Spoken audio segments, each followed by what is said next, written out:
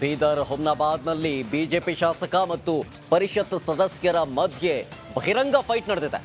ಮಾಜಿ ಶಾಸಕ ರಾಜಶೇಖರ್ ಪಾಟೀಲ್ ಮತ್ತು ಶಾಸಕ ಸಹೋದರ ಸಂಬಂಧಿಗಳ ಮಧ್ಯೆ ಸರ್ಕಾರಿ ಕಾರ್ಯಕ್ರಮದಲ್ಲೇ ದೊಡ್ಡ ವಾಗ್ಯುದ್ಧವೇ ಜರುಗಿದೆ.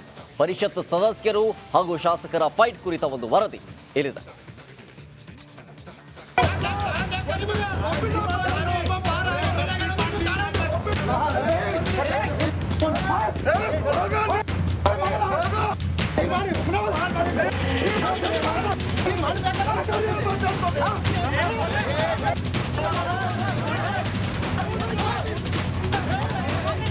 ಇದ್ಯಾವುದೋ ಪುಂಡ ಪೋಖರಿಗಳ ಜಗಳವಲ್ಲ.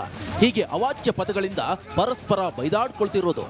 ಬೀದರ್ನ ಹುಮನಾಬಾದ್ನ ಶಾಸಕ ಸಿದ್ದು ಪಾಟೀಲ್ ಮತ್ತು ವಿಧಾನ ಪರಿಷತ್ ಸದಸ್ಯ ಭೀಮರಾವ್ ಪಾಟೀಲ್ ಮತ್ತು ಪರಿಷತ್ ಸದಸ್ಯ ಡಾಕ್ಟರ್ ಚಂದ್ರಶೇಖರ್ ಪಾಟೀಲ್.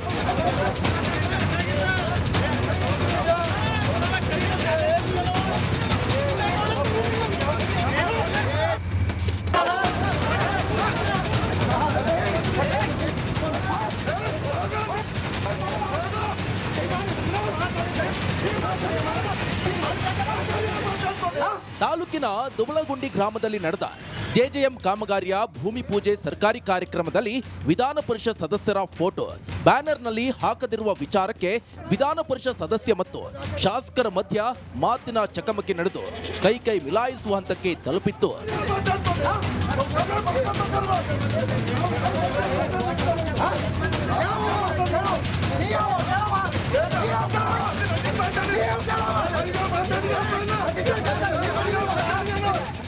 ಮಾತಲ್ಲಿ ಶುರುವಾದ ಜಗಳ ಕೈ ಮಿಲಾಯಿಸುವ ಹಂತಕ್ಕೆ ತಲುಪ್ತಾ ಇದ್ದಂತೆ ತಕ್ಷಣವೇ ಸ್ಥಳಕ್ಕೆ ಬಂದು ಅಲ್ಲಿದ್ದವರ ಜಾಗ ಖಾಲಿ ಮಾಡಿಸುವ ಕೆಲಸ ಮಾಡಿದ್ರು.